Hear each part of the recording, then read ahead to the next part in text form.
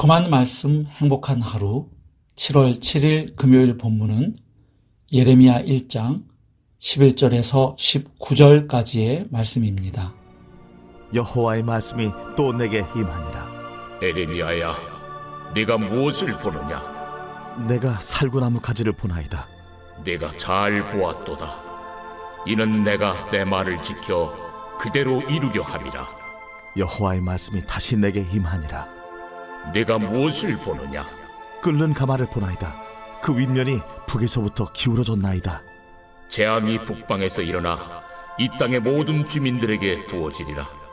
내가 북방 왕국들의 모든 족속들을 부를 것인즉 그들이 와서 예루살렘 성문 어귀에 각기 자리를 정하고 그 사방 모든 성벽과 유다 모든 성읍들을 치리라. 여호와의 말이니라. 무리가 나를 버리고 다른 신들에게 분향하며 자기 손으로 만든 것들에 절하였은즉 내가 나의 심판을 그들에게 선고하여 그들의 모든 죄악을 징계하리라. 그러므로 너는 네 허리를 동이고 일어나 내가 네게 명령한 바를 다 그들에게 말하라. 그들 때문에 두려워하지 말라. 내가 그들 앞에서 두려움을 당하지 않게 하리라. 보라, 내가 오늘 너를 그 온 땅과 유다 왕들과 그 지도자들과 그 제사장들과 그 땅 백성 앞에 견고한 성읍, 쇠기둥, 노성벽이 되게 하였은즉 그들이 너를 치나 너를 이기지 못하리니 이는 내가 너와 함께하여 너를 구원할 것임이니라. 여호와의 말이니라. 예레미야를 선지자로 부르신 하나님은 그에게 살구나무 가지 환상과 끓는 가마 환상을 보여주셨습니다. 먼저 살구나무 가지의 환상은 하나님께서 예레미야에게 살구나무를 보라고 하신 후에 하나님 자신의 말씀을 지키겠다고 하신 내용입니다. 이 환상은 하나님의 말씀이 반드시 성취될 것을 일종의 언어 유희로 약속해 주신 것입니다.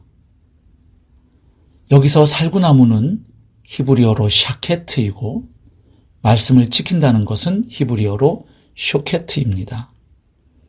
즉 하나님은 예레미야에게 샤케트를 보라고 하신 후에 자신은 반드시 쇼케트 하겠다고 말씀하신 것입니다. 결국 예레미야가 보았던 그 살구나무 가지는 하나님께서 말씀을 지켜 반드시 그대로 이룰 것임을 알려주는 시각 자료였던 셈입니다. 또한 살구나무 가지 환상은 하나님의 심판이 머지않아 곧 시작되리라는 것을 드러냅니다. 왜냐하면 살구나무는 봄에 가장 먼저 꽃을 피우기 때문입니다.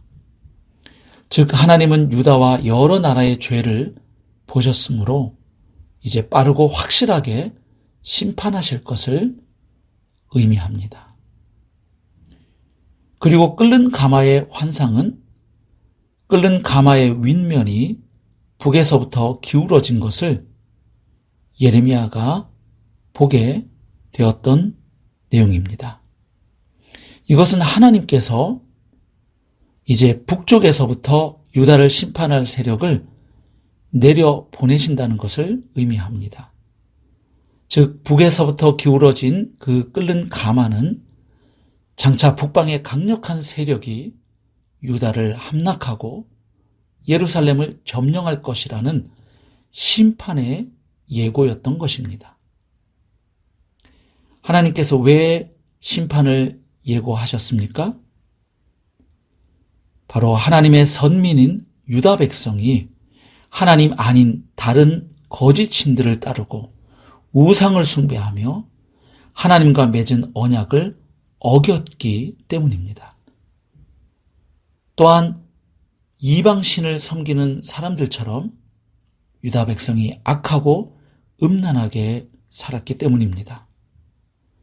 결국 앞으로 닥치게 될 유다의 멸망은 하나님의 패배가 아니라 하나님의 주권적 결정에 따른 것임을 미리 말씀해 주신 것입니다.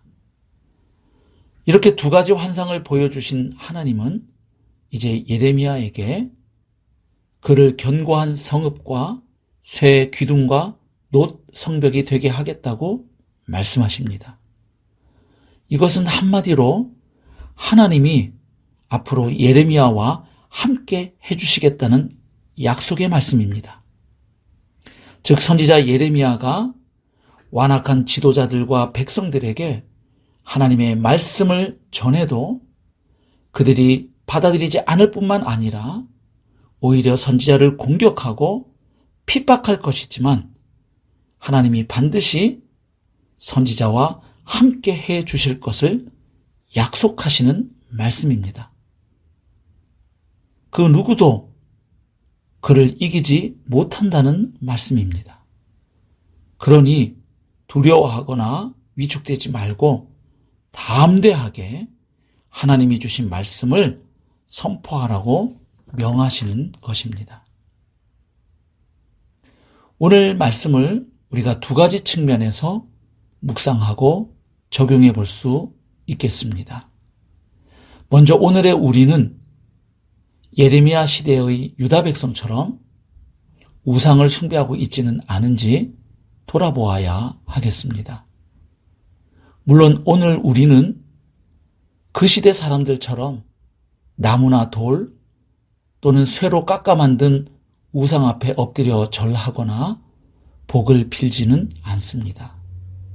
하지만 오직 하나님에게서만 찾을 수 있는 평안과 기쁨, 만족과 행복을 하나님이 아닌 그 어떤 대상에게서 찾으려 한다면 그것도 역시 우상 숭배입니다.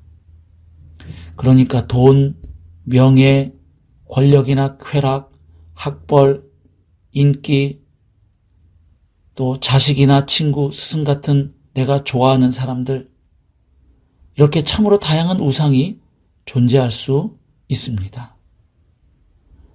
또 더 깊은 우상으로는 인정과 통제, 안락의 우상도 존재할 수 있습니다.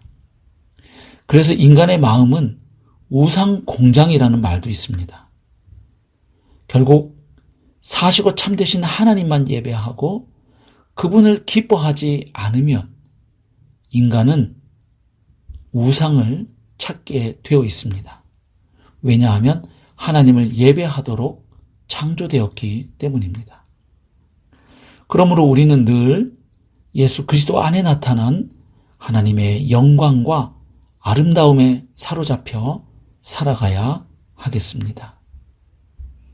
두 번째로 하나님의 부르심을 받은 사람들에게는 감당해야만 할 사명이 있고 그 사명을 감당하는 과정에 여러 가지 고난과 시련이 있을 수 있지만 하나님이 함께 해주심을 믿고 끝까지 포기하지 말아야 한다는 것입니다. 하나님의 은혜로 구원받은 모든 성도는 다 복음의 증인으로 부르심을 받았습니다. 포스트 모더니즘의 영향으로 다원주의와 상대주의가 팽배하고 탈종교화가 가속화되는 이 시대에 사실 복음을 전하는 일은 그리 쉬운 일이 아닙니다. 용기를 필요로 합니다. 또한 용기와 더불어 지혜도 필요합니다. 우리가 어려운 시대를 살아가고 있는 것은 사실이지만 예레미야가 자신의 시대의 사명을 감당했던 것처럼 오늘 우리도 이 시대의 사람들이 꼭 들어야만 할 하나님의 말씀을 담대하게 선포하고 전해야 할 것입니다.